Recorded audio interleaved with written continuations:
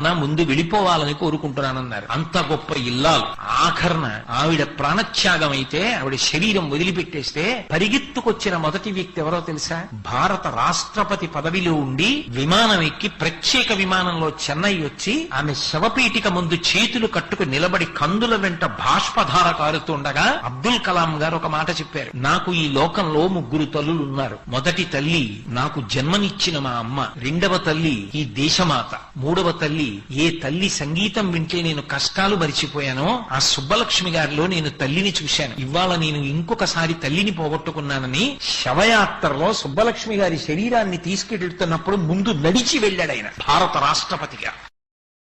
Download share chat.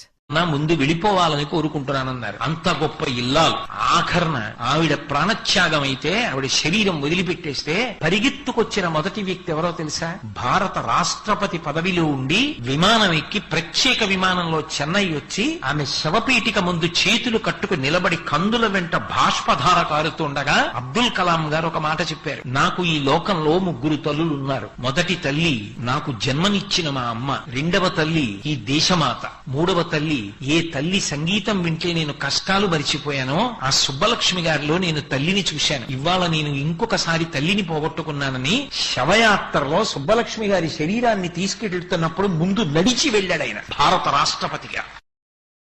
Download share chat.